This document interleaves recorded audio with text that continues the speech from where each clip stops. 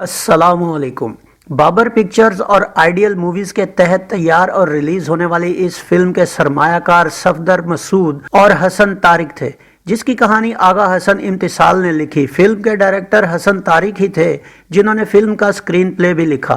अक्सबंदी का काम M.R. अहमद ने अदा किया। उर्दू जुबान की यह फिल्म बारी स्टूडियो लाहौर में तैयार की गई और 1970 की इस 91 नंबर पर रिलीज होने वाली फिल्म का नाम था अंजुमन।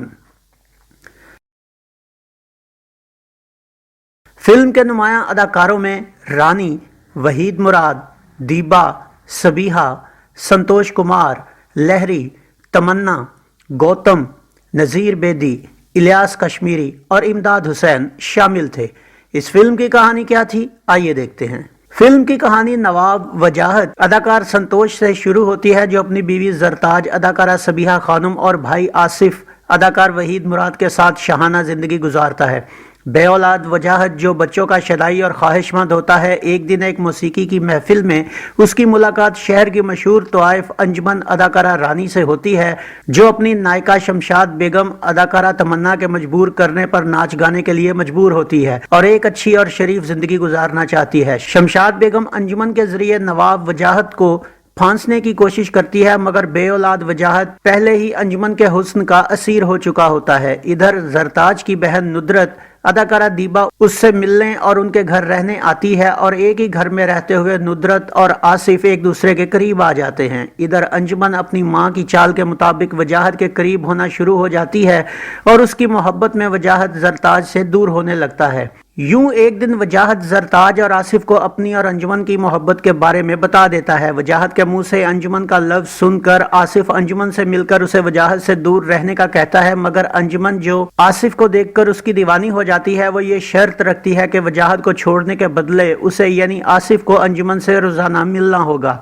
उसके बदले में एक दिन वजाहत के आने पर अंजुमन उसे बेइज्जत करके निकाल देती है। यूं वजाहत और जरताज के ताल्लुकात दोबारा ठीक हो जाते हैं, मगर अंजुमन अब इस दलदल से निकलने के लिए आसिफ से शादी का मुतालबा करती है, जिसे आसिफ थोड़ी सी रद्दोकद के बाद मान लेता है।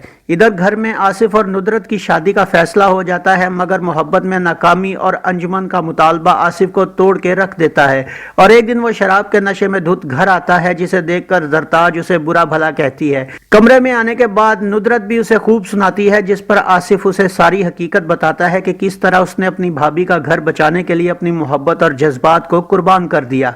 ये बातें बाहर खड़ी जरताज सुन लेती है और अंजुमन के पास जाकर उसे सारी सूरत हाल बताती है। जरताज के मुंह से ये जानने के बाद कि आसिफ किसी और से प्यार करता है, अंजुमन का दिल टूट जाता है और वो जरताज के सामने आसिफ से दस्तबरदार हो जाती है।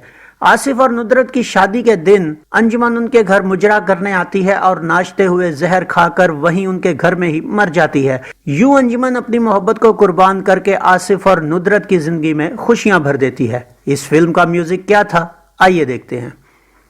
मैडम नूरजहां, रूना लैला और अहमद रुश्दी के गाए गानों की शायरी सैफुद्दीन सैफ, फैयाज हाशमी, मसरूर अनवर और सरूर बारा बंकवी ने की, जिसका म्यूजिक निसार बज़मी ने तरतीब दिया। इनमें मैडम नूरजहां ने 2, रूना लैला ने 2 और अहमद रुश्दी ने 4 सोलो गीत गाए।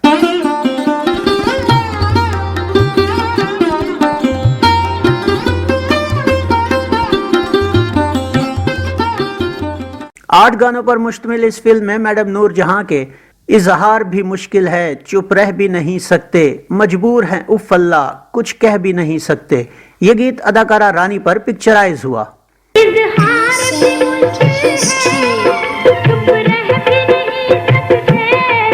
नयनवा चलाए बान, किसी को पहचाने ना, ये गीत अदाकारा रानी पर अक्सबंद किया गया।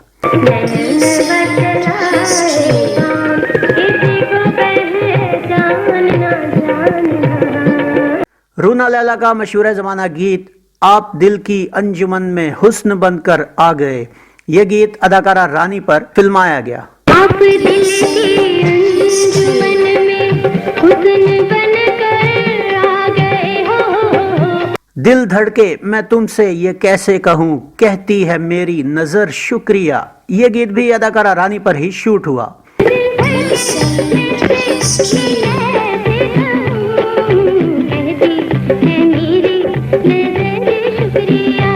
احمد رشدی کے بھابی میری بھابی تم جیو ہزاروں سال۔ ناظرین، یہ گیت اس فلم میں 2 مرتبہ پکچرائز کیا گیا اور پہلی بار ہیپی موڈ میں اور دوسری مرتبہ سیڈ موڈ میں اسے فلمایا گیا، اور یہ گیت اداکار وحید مراد پر پکچرائز ہوا۔ میری بھابی تم جیو ہزاروں سال، بھیا ہمارا یوں ہی تمہارا رکھے سدا خیال، لگ رہی ہے مجھے آج ساری فضا، یہ گیت اداکار وحید مراد پر عکس بند کیا گیا۔ لگ رہی ہے مجھے آج ساری فضا، یادش بخیر بچپن میں کھیلے تھے گھر آنگن میں، یہ گیت بھی اداکار وحید مراد پر فلمایا گیا۔ خوش بخیر بچپن میں کھیلے تھے گھر آنگن میں، ہو کے جمع شرمانے لگے۔